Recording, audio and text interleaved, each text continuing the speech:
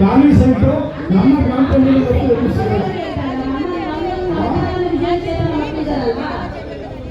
ಈಗ ವಿಕಲ್ ಚೇತನ 120 ನಮ್ಮ ಉಳಿಮಲ ಸಭೆ ಖಾಲಿ ಜಾಗ ಮುಂದೆ ಮಾಡಿಕೊಡಿ ಆ 122 ಜನಕ್ಕೆ ವ್ಯವಸ್ಥೆ ಮಾಡೋಕ್ಕೆ ಪ್ರಯತ್ನ ಬೀಳ್ತಾ ಇದ್ದೀವಿ ನಾವು ಪ್ರಯತ್ನ ಬೀಳ್ತಾ ಇದ್ದೀವಿ ನಾವು.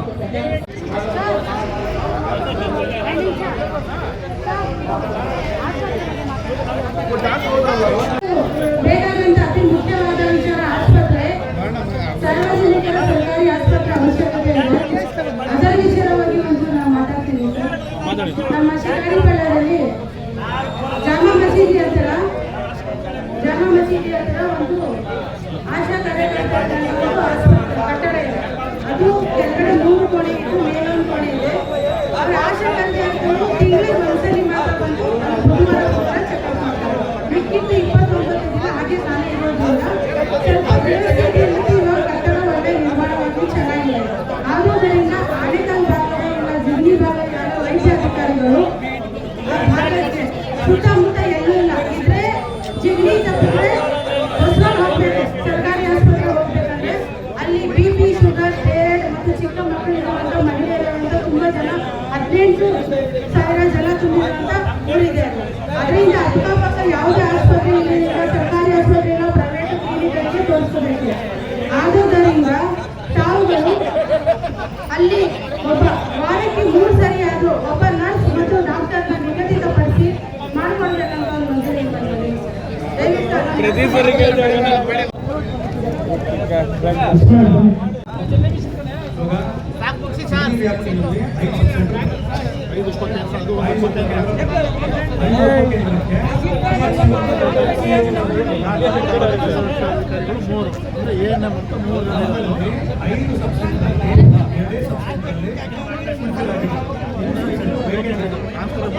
ಮೈಕ್ ಹತ್ರ ಇಟ್ಕೊಳ್ಳಿ ಸರ್, ಮೈಕ್ ಹತ್ರ ಇಟ್ಕೊಳ್ಳಿ.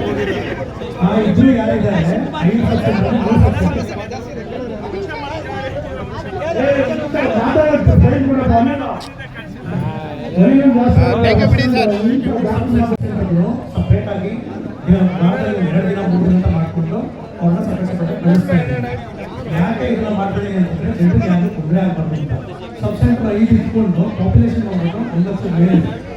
ಜಿಗ್ನಿ ಸಬ್ ಸೆಂಟರ್ 25,000 ಪಾಪ್ಯುಲೇಷನ್, ಮಂಟಪ ಪಾಪ್ಯುಲೇಷನ್ 25,000 ಪಾಪ್ಯುಲೇಷನ್ ಎಲ್ಲ ಮ್ಯಾನೇಜ್ ಮಾಡೋದು ಒಂದು CH, 1 PH, ಓಕೆ 50,000 ಪಾಪ್ಯುಲೇಷನ್. ಈ ಎಲ್ಲ 1.5 ಲಕ್ಷ ಏನು ಪಾಪ್ಯುಲೇಷನ್ ಮ್ಯಾನೇಜ್ ಮಾಡೋದು ಬೇಡ. ಓಕೆ ಆ್ಯಂಡ್ ಪುರಸಭೆ ಲಿಮಿಟ್ಸ್ ಅಲ್ಲಿ ನಮ್ಮ ಕ್ಲಿನಿಕ್ ಎಲ್ಲ ಸ್ಟಾರ್ಟ್ ಮಾಡಿದ್ದಾರೆ. ನಮ್ಮ ಕ್ಲಿನಿಕ್ ಬಂದ ಮೇಲೆ ಒಂದು ಸ್ವಲ್ಪ ಹೇಳೋದೆಲ್ಲ ಆಗುತ್ತೆ. ಬಟ್ ನಮ್ಮ ಕ್ಲಿನಿಕ್ ಬಂದಿರೋದು ಪುರಸಭೆಗೆ ಮಾತ್ರ. ಓಕೆ ಇದು ಪಂಚಾಯತ್ ಲಿಮಿಟ್ಗೆ ಬಂದಿಲ್ಲ. ಪ್ರಾಬ್ಲಮ್ ಗ್ರೇಟ್ ಬೆಂಗಳೂರು ಅಂತ ಆಗ್ತಿದೆ. ನಮ್ಗೆ ಏನಾದ್ರು ಆಯ್ತು ಅಂದ್ರೆ ನೀವು ಸಿಗ್ತದೆ. ತಾತ್ಕಾಲಿಕವಾಗಿ ಇವಾಗ ನಾನು ಯಾಕೆ ನನ್ನ ಕಳ್ಸಕ್ಕೆ ಆಗಲಿಲ್ಲ ಅಂತಂದ್ರೆ ಸಿಸ್ಟರ್ ಒಬ್ಬರಿಗೆ ಜಾಂಡೀಸ್, ಇನ್ನೊಂದು ಬರ್ತಿರೋ ಸಿಸ್ಟರ್ಗೆ ಜಾಂಡೀಸ್ ಆಗಿದೆ. ಅವರು ನಿನ್ನೆ ಒಂದು ತಾಲೂಕು ಮೀಟಿಂಗ್ ಬರೋಕ್ಕಾಗಲಿಲ್ಲ. ಓಕೆ ಆದ್ದರಿಂದ ಸರ್ಕಾರ ನನ್ನ ಮಟ್ಟದಲ್ಲಿ ಏನಿದೆ, ಆನೇಕಲ್ ತಾಲೂಕಲ್ಲಿರೋರ್ಗೂ ಅಧಿಕಾರ ಇಲ್ಲ. ಸರ್ಕಾರದಿಂದ ಆದೇಶ ಆಗಬೇಕು. ಇವಾಗ ಟ್ರಾನ್ಸ್ಫರ್ಗಳು ಆಗ್ತಾ ಇದೆ. ಸೊ ಆ ಟ್ರಾನ್ಸ್ಫರ್ ನಿಟ್ಟಿನಲ್ಲಿ ನಿಮಗೆ ಯಾರಾದರೂ ಜಾಬ್ ಹುಡುಕೊಂಡಿಗೆ ಬಂದರೆ ನೀವು ಕೇಳಿಸ್ಕೊಳ್ಳೋದು ಸಿಗ್ತದೆ.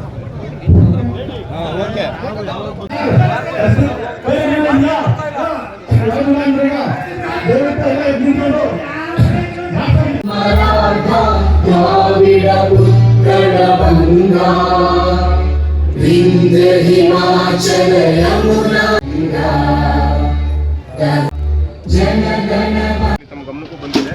ಈಗ ಆಲ್ರೆಡಿ ನಾವು ಪಂಚಾಯತ್ ಅಂತೇಳಿ ಬೋರ್ಡ್ ಕೂಡ ಮಾಡ್ತಾ ಇದ್ದೀವಿ. ಈಗ ಸಭೆಯಲ್ಲಿ ನಮ್ಮ ಅಧ್ಯಕ್ಷರು ಹೇಳಿದಂಗೆ ಎಲ್ಲಿ ಕಸ ಜಾಸ್ತಿ ಸುರಿತಾ ಇದ್ರೆ ಅಲ್ಲಿ ಕ್ಯಾಮ್ರಾಗಳು ಸಹ ಅಳವಡಿಸೋದಕ್ಕೆ ಅಧ್ಯಕ್ಷರು ಕ್ರಮ ತಗೋತಾರೆ.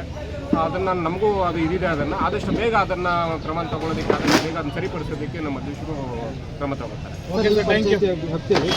ರಾಜಕಾಲುವೆ ಒತ್ತುವರಿ ಆಗ್ಬೋದು, ಅದು ಕೆರೆ ಒತ್ತುವರಿ ಸಾಕಷ್ಟು ಆಗಿದೆ. ಈಗಾಗಲೇ ಸುಪ್ರೀಂ ಕೋರ್ಟ್ ಆರ್ಡರ್ ಇದೆ. ರಾಜಕಾಲುವೆ ಮತ್ತು ಕೆರೆ ಒತ್ತುವರಿಯನ್ನು ಗ್ರಾಮ ಪಂಚಾಯತಿ ಅಧಿಕಾರಿಗಳೇ ಒತ್ತುವರಿ ತೆರವನ್ನು ಮಾಡಬೇಕಂತ ಆರ್ಡರ್ ಆಗಿದೆ. ಸೊ ಆದರೂ ಕೂಡ ಪಂಚಾಯತಿಗೆ ಯಾವುದೇ ರೀತಿಯ ಕ್ರಮಗಳನ್ನು ಕೈಗೊಳ್ತಾ ಇಲ್ಲ.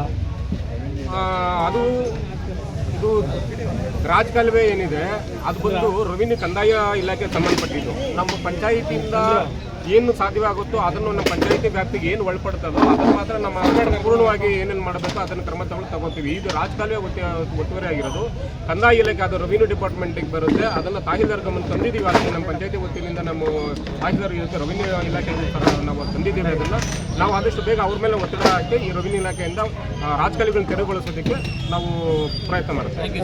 ಇವತ್ತು 2025-26ನೇ ಸಾಲಿನ ಗ್ರಾಮ ಸಭೆಯನ್ನು ನಮ್ಮ ಉಲ್ಮಂಗ್ಲ ಗ್ರಾಮ ಪಂಚಾಯಿತಿಯ ನೂತನ ಅಧ್ಯಕ್ಷರಾದಂಥ ಅಮರಾವತಿ ರಾಜಪ್ಪ ಅಧ್ಯಕ್ಷತೆಯಲ್ಲಿ ಸುಸೂತ್ರವಾಗಿ ನಡೆದಿದೆ. ಎಲ್ಲ ಗೌರವಾನ್ವಿತ ಸದಸ್ಯರುಗಳು, ಎಲ್ಲ ಸಾರ್ವಜನಿಕರು, ಎಲ್ಲ ಗ್ರಾಮಗಳ ಗ್ರಾಮಸ್ಥರು ಭಾಗವಹಿಸಿ ತಮ್ಮ ತಮ್ಮ ಕುಂದುಕೊರತೆಗಳ ಬಗ್ಗೆ ಈ ಗ್ರಾಮ ಸಭೆಯಲ್ಲಿ ಸುಸೂತ್ರವಾಗಿ ಚರ್ಚೆ ಮಾಡಿ ಮಾಹಿತಿಯನ್ನು ಕೊಟ್ಟಿದ್ದಾರೆ. ಆದರೆ ನಾವು ಇವತ್ತಿಗೆ 25 ದಿವಸ ಆಯಿತು ಅಧ್ಯಕ್ಷರಾಗಿ. 25 ದಿನದಲ್ಲಿ ಶಿಕಾರಿಪಾಳ್ಯದಲ್ಲಿ ನೀರಿನ ಸಮಸ್ಯೆ ತುಂಬ ತೊಂದರೆ ಇತ್ತು. 2 ರೀ ಬೋರು, 2 ಹೊಸ ಬೋರು ಹಾಕಿ ನೀರನ್ನು ವ್ಯವಸ್ಥೆ ಮಾಡಿದ್ದೇವೆ. ಮತ್ತು ಎಲ್ಲಿ ಸರ್ಕಲಲ್ಲಿ ಕಳ್ಳತನ ಹೆಚ್ಚಾಗಿತ್ತು ನೈಟ್ ಹೊತ್ತು 4 ಕಡೆ ಸರ್ಕಲ್ಗಳಲ್ಲಿ 4 ಕ್ಯಾಮ್ರಾಗಳನ್ನು ಅಳವಡಿಸಿ ಆ ಒಂದು ಶಿಕಾರಿಪಾಳ್ಯ ಗ್ರಾಮದಲ್ಲಿ ಎಲ್ಲ ಒಂದು ವ್ಯವಸ್ಥೆಯನ್ನು ಮಾಡಿದ್ದೇವೆ. ಮಾರ್ಗನಹಳ್ಳಿ ಶಾಲೆಯಲ್ಲಿ ಕಳ್ಳತನ ಆಗಿತ್ತು, ಅಲ್ಲಿ ಕ್ಯಾಮ್ರಾ ಮತ್ತು ಹಂಸನ್ನು ಹಾಕಿ ಅಲ್ಲಿ ಅಪಘಾತ ಆಗೋದನ್ನು ತಡೆಗಟ್ಟಿದ್ದೇವೆ. ಮತ್ತು ಕ್ಯಾಲ್ಸ್ನಹಳ್ಳಿಯಿಂದ ನಂಜಾಪುರ ಕ್ರಾಸ್ನಂತ ದಿನಕ್ಕೆ ಒಂದು ಅಪಘಾತ ಸಂಭವಿಸ್ತಾ ಇತ್ತು.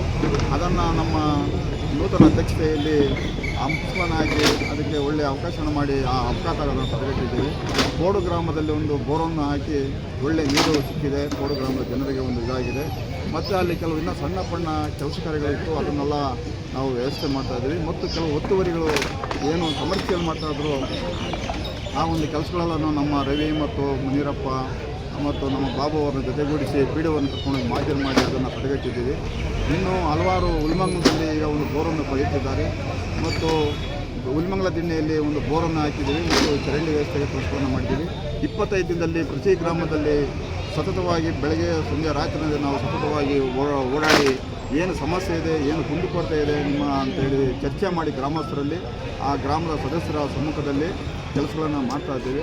ಇನ್ನು ಮುಂದಿನ ದಿನಗಳಲ್ಲಿ ಆದಷ್ಟು ಬೇಗ ನಮ್ಮ ಉಲ್ಮಂಗ್ಲ ಪಂಚಾಯತ್ ಎಲ್ಲ ಗ್ರಾಮಗಳಿಗೂ ಒಂದು ನೀರಿನ ವ್ಯವಸ್ಥೆಯನ್ನು ಒದಗಿಸ್ಕೊಡೋದಕ್ಕೆ ನಾವು ಪ್ರಯತ್ನ ಮಾಡಿ ಅದನ್ನು ಮಾಡ್ತೀವಿ.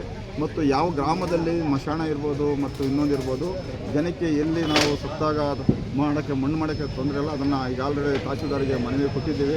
ಅದನ್ನು ಗ್ರಾಮ ಸಭೆ ಆದಮೇಲೆ ಹೋಗಿ ಅದನ್ನು ಮಾಡಿ ಪ್ರತಿ ಗ್ರಾಮದಲ್ಲಿ ಎಲ್ಲಿ ಜಾಗ ಇರೋ ಕಡೆ ಒದಗಿಸಿ ಅವರಿಗೆ ಮಶಾಣಗಳನ್ನು ಮಾಡಿಕೊಡೋದಕ್ಕೆ ನಾವು ಪ್ರಯತ್ನ ಮಾಡ್ತಾಯಿದ್ದೀವಿ. ನಿವೇಶನ ವಿಷಯ ಬಂತು ಆಗಲೇ ನಿವೇಶನ ಆಗಲ್ಲ ಅಂತ ಗೊತ್ತಿದೆ. ಅದಕ್ಕೆ ಅಪಾರ್ಟ್ಮೆಂಟ್ ಮಾಡ್ತಾರೆ, ಅಪಾರ್ಟ್ಮೆಂಟ್ ಫ್ಲ್ಯಾಟ್ ಅಂತ ಕೊಡ್ತಾರೆ. ಫ್ಲ್ಯಾಟ್ ಮುಖಾಂತರವಾಗಿ ಯಾರು ಫಲಾನುಭವಿಗಳಿದ್ದಾರೆ ಅವ್ರ ಕಡೆಯಿಂದ ಸರ್ಕಾರಕ್ಕೆ ಇಷ್ಟು ಅಂತ ಏನು ವಂತಿಕೆ ಅಂತ ಮಾಡ್ತಾರೆ ಆ ವಂತಿಕೆ ಕಟ್ಟಿ ಫ್ಲ್ಯಾಟ್ಗಳನ್ನು ವಿತರಣೆ ಮಾಡೋದಕ್ಕೆ ಸರ್ಕಾರ ಮುಂದೆ ಬಂದಿದೆ. ಈಗ ಪಂಚಾಯತಿಯಿಂದ ಬಂದು 25 ದಿನದಲ್ಲಿ ನಾವು ಇಷ್ಟೊಂದು ಕೆಲಸ ಕಾರ್ಯಗಳನ್ನು ಕಾರ್ಯನಿರತವಾಗಿ ಸತತವಾಗಿ ಶ್ರಮಪಟ್ಟು ಎಲ್ಲ ಸದಸ್ಯರ ಸಹಕಾರ, ಗ್ರಾಮಸ್ಥರ ಸಹಕಾರ ಬೆಂಬಲವನ್ನು ಪಡೆದು ಕೆಲಸಗಳನ್ನು ಮಾಡ್ತಾಯಿದ್ದೀವಿ. ನಮಗೆ ಎಲ್ಲ ಗ್ರಾಮಸ್ಥರ ಸಹಕಾರ, ಎಲ್ಲ ಸದಸ್ಯರ ಪ್ರೋತ್ಸಾಹ ನಮ್ಮ ಜೊತೆಯಲ್ಲಿ ಎಲ್ಲರೂ ಕೊಟ್ಟು ಮುಂದೆ ಇನ್ನೂ ಹೆಚ್ಚಿನ ದಿನಗಳಲ್ಲಿ ಕೆಲಸವನ್ನು ಮಾಡೋದಕ್ಕೆ ಇರುವಷ್ಟು ಸಮಯದಲ್ಲಿ ಕೆಲಸ ಮಾಡೋದಕ್ಕೆ ಅವಕಾಶ ಮಾಡಿಕೊಂಡು ಎಲ್ಲರಿಗೂ ಒಳ್ಳೆಯ ಕೆಲಸವನ್ನು ಮಾಡಿ ಒಳ್ಳೆಯ ಅಭಿವೃದ್ಧಿಯನ್ನು ಮಾಡಿ ಮಾದರಿ ಪಂಚಾಯಿತಿ ಮಾಡೋದಕ್ಕೆ ನಾವು ಶ್ರಮ ಪಡ್ತೇವೆ ಅಂತೇಳಿ ತಿಳಿಸ್ತಾ ಈ ಮಾತನ್ನು ಮುಗಿಸ್ತಾ